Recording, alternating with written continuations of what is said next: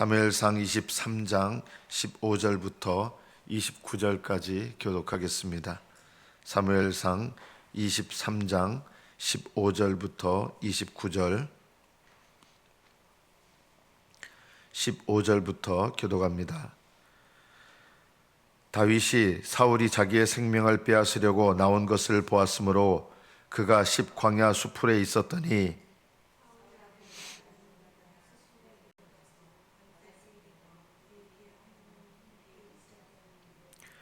곧 요나단이 그에게 이르기를 두려워하지 말라. 내 아버지 사울의 손이 내게 미치지 못할 것이요 너는 이스라엘 왕이 되고 나는 내 다음이 될 것을 내 아버지 사울도 안다 하니라.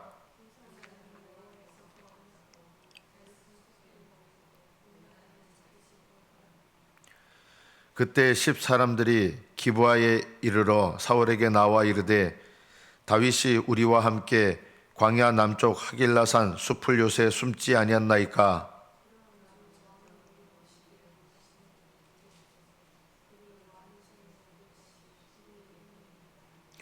사울이 이르되 너희가 나를 긍휼히 여겼으니 여호와께 복 받기를 원하노라.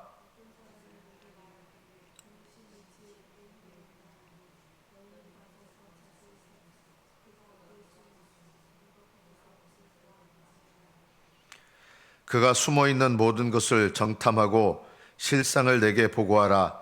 내가 너희와 함께 가리니 그가 이 땅에 있으면 유다 몇천 명 중에서라도 그를 찾아내리라 하더라.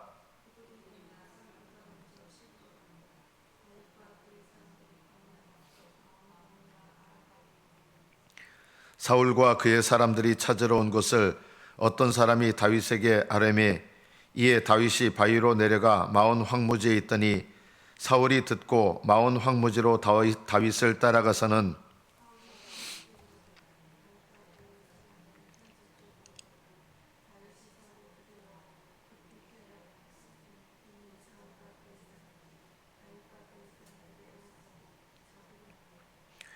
전령이 사울에게 와서 이르되 급히 오소서 블레셋 사람들이 땅을 침노하나이다.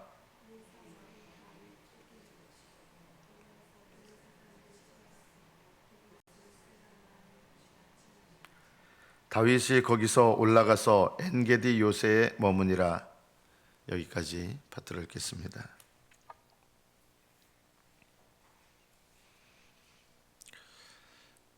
오늘 이 본문을 보면서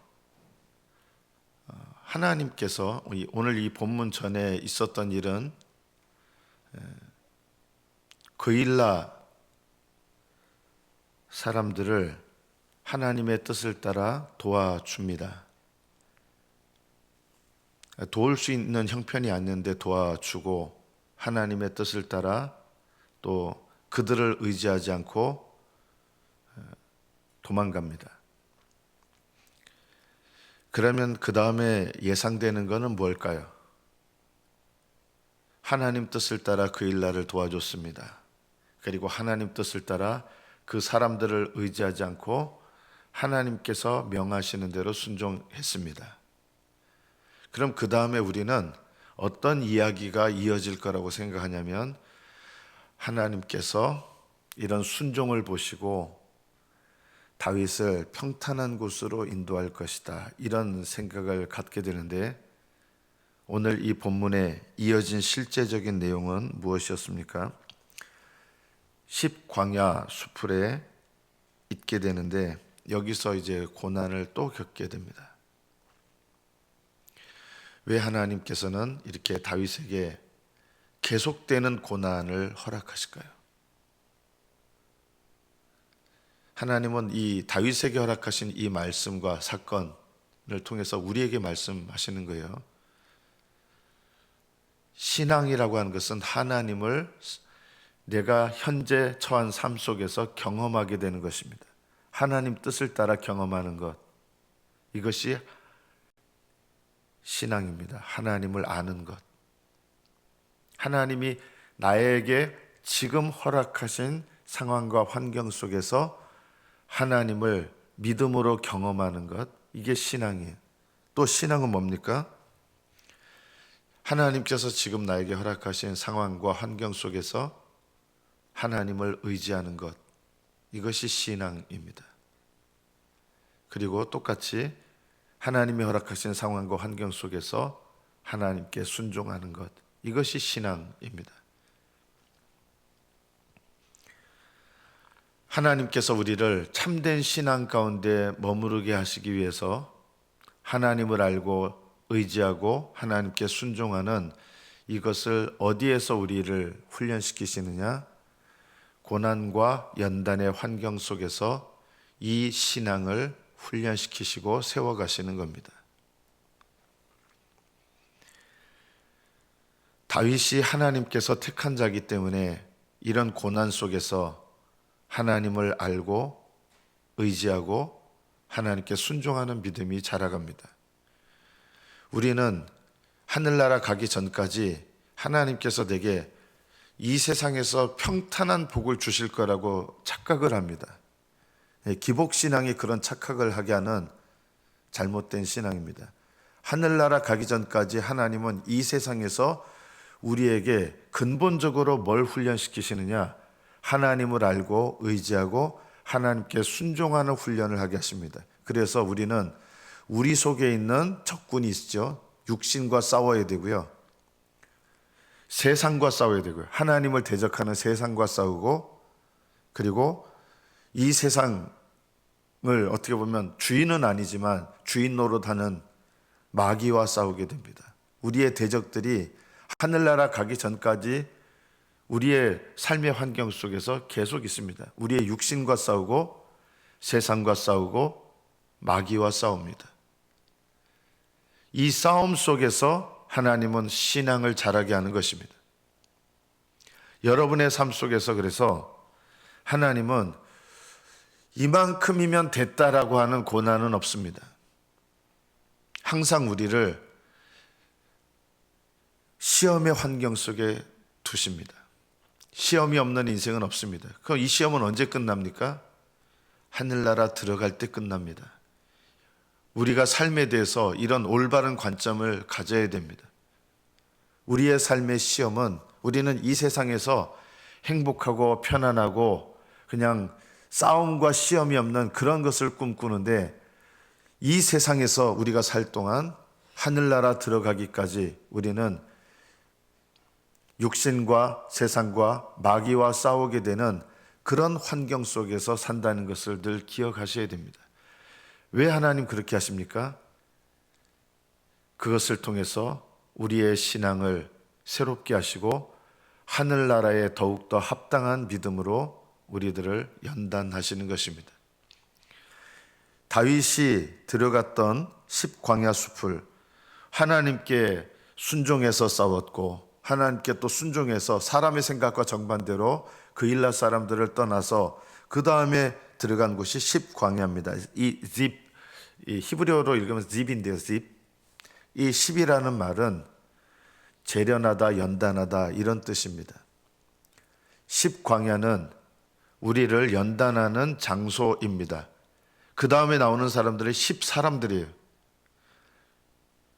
우리를 연단하는 사람들입니다. 하나님은 여러분 각자를 여러분의 신앙을 위해서 연단하시는 장소로 여러분을 이끄시고, 또 여러분 주변에 가까운 사람들을 통해서 연단을 받게 하십니다. 이 10사람들이 어느 지파 사람들이냐면 놀랍게도 다윗과 같은 유다 지파 사람들입니다. 그러니까 이 10사람들의 고난은 어떤 고난이에요? 나와 가까운 사람, 내 편이라고 여기는 사람들로부터 내가 고난을 당하는 거예요. 여러분에게 가까운 사람들이 누굽니까? 제일 먼저는 여러분 가족들이죠. 우리는 집에서 행복하기만을 꿈꿉니다. 그러나 여러분 가정부터가 이미 하나님께서 여러분을 연단하시는 장소라는 것을 늘 기억하셔야 됩니다. 대부분 우리 그리스도인들이 가정에서 행복하기를 원합니다. 그런데 하나님은 가정 안에서 우리를 연단하십니다. 십이라는 말이 히브리어로 립이라 이제 우리 집사람들, 전혀 다른 뜻이지만 발음만 비슷해요. 집사람들이 연단하는 사람들입니다. 기억하십시오. 우리 집이 연단하는 곳입니다.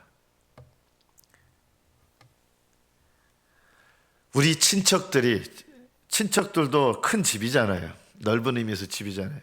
친척들을 통해서 연단하시고, 또 여러분과 가까운 가족과 같이 여기는 사람들이 여러분을 연단하는 하나님의 도구들이 될 수 있습니다. 왜 우리의 삶 속에 이렇게 연단하는 환경과 나를 연단하는 사람들이 우리 집에 있는가? 우리 집사람들을 통해서, 집의 환경을 통해서 이게 성경적인 거 아니에요. 그냥 발음만 비슷한데 여러분이 외우기 쉬우라고 하는 거예요. 10광야 그리고 10사람들, 이것은 하나님께서 나에게 허락하시는 가정의 환경, 또는 부모님 내가 택한 거 아니잖아요. 태어날 때부터 우리 부모님이 내 부모님이 된 거예요. 이런 것도요, 하나님께서 나에게 우리 부모 밑에 내가 태어나게 하셔서 나로 하여금 연단하게 하시는 것입니다. 그분이 오히려 나를 힘들게 하는 분일 수 있습니다. 여러분 부모님 때문에 상처 입을 수 있고, 그러나 우리가 어떻게 반응해야 되느냐? 우리가 믿음의 관점으로 보기 시작한다 그러면 이 집 환경과 집 사람들이 하나님께서 나를 재련하시려고 허락하신 환경과 사람들이다. 이게 말은 쉬운데 쉽지 않죠. 그러나 사실입니다.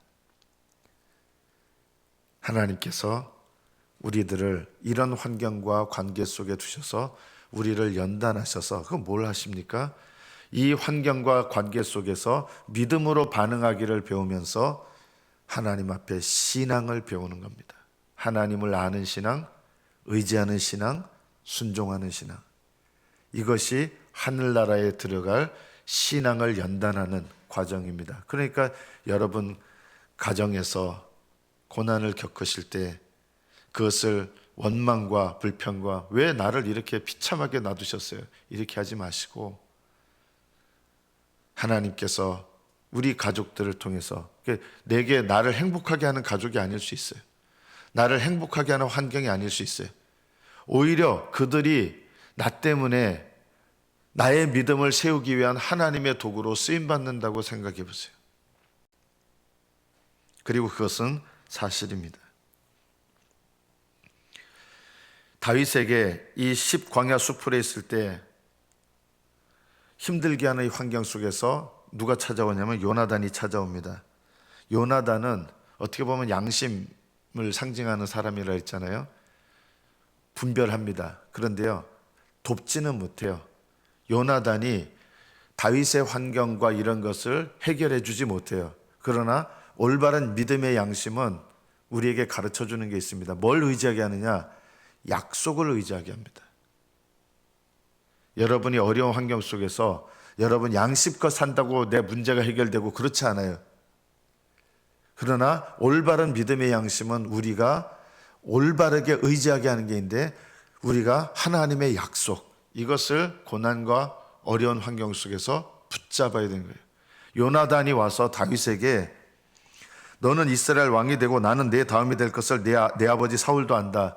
아마 사울도 예언을 했었어요. 사무엘이 있는 곳에 왔다가 성령이 임하시면서 부하들도 왔다가 예언하고 사울도 예언했는데 뭘 예언했을까? 아마 다윗이 왕이 되리라는 걸 자기 입으로도 예언하게 하셨을 거예요. 하나님께서요. 그래서 내 아버지 사울도 네가 나보다 먼저 왕이 될 것을 안다. 이렇게 하면서 서로 언약하고 다윗을 격려해 줍니다. 요나단이요. 참 이상한 관계죠.